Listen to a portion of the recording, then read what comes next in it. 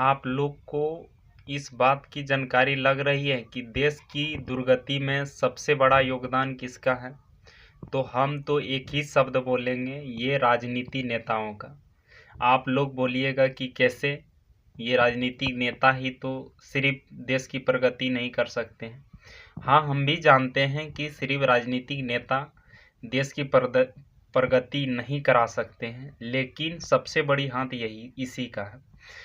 कौन युवा, कौन मजदूर या कौन आदमी ये नहीं चाहता है कि उसकी योग्यता के अनुसार, उसकी जो हॉबी है उसके अनुसार अगर यदि उसको कार्य मिले तो कौन अपनी कुशलता 100% दे करके नहीं करना चाहेगा? हर कोई करना चाहेगा। हर आदमी का शौक होता है कि अपनी फैशन के अनुसार अपना कार्य करे, लेकिन कैसे करेगा आदमी? ये राजनेता ना कोई कार्य करते हैं, ना कोई उद्योग फैक्ट्री बना रहे हैं, सिर्फ एक दूसरे अपोजिट साइड वाले को गाली देते हैं, ये उसको दोषी ठहराते हैं, ये इसको। बिहार में फैक्ट्री क्यों नहीं लग रही है? तो ये आरजेडी ने आतंकवादी किया है। बिहार में और कोई विकास क्यों नहीं हो रहा है? तो इसका सरकार बना हुआ है। खाक सरकार बना करके रखे हो। ये शिक्षा व्यवस्था इतना बर्बाद है बिहार में, हम लोग चाह करके नहीं पढ़ पा रहे हैं। आंख में आंसू आ जाता है कभी सोच करके। हमने सिर्फ थियोरिटिकल ट्रांसफार्मर जनरेटर बनाना सीख गया, हमने कभी प्रैक्टिकल कुछ खोल करके आज बोट नहीं बना सकते हैं। ये शिक्षा पर एक दुर्गति है। जिसके पास पैसा है वो कोटा एफोर्ड कर रहे हैं, बड़े बड़े कोचिंग एफोर्ड कर रहे हैं, बड़े बड़े शहर एफोर्ड कर रहे हैं। जिन बच्चे के पास सुविधा नहीं है वो दुर्गति झेल रहे हैं। कैसे अपने बाप से घर का ज़मीन बेचवा करके कोई विद्यार्थी पढ़ने के लिए जाएगा? किस मुंह से? और क्या भरोसा है कि 100% हो ही जाएगा? यहाँ एक अनार 100 बीमार वाली कहानी है। एक रोजगार है, एक पोस्ट पे लाख स्टूडेंट लड़ रहे हैं। कोई आइंस्टीन तो नहीं है जो बन जाएगा। एक पोस्ट किसी तरह जो सिलेबस पढ़ता है उसी में किसी का लग गया लक तो हो जाता है। यहाँ डेस्टिनी पर विश्वास हो रहा है। कोई उद्योग धंधा लगाओ, रोजगार दो।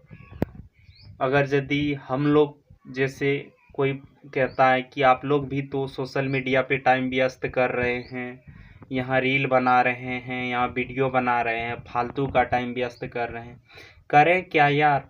हम लोग का जोड़ी का लड़का बाहर जा कर के बेंगलोर कमा रहे हैं, चेन्नई कमा रहे हैं, भेड़ बकरी के तरह धक्का खा रहे हैं। वही चाहते हैं क्या?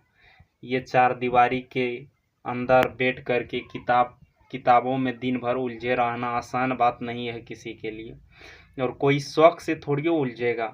ये राजनेता सबसे बड़ा देश की प्रगति के स्थान पर प्रगति के स्थान पर ये लोग दुर्गति करा रहे हैं देश की, और कुछ नहीं।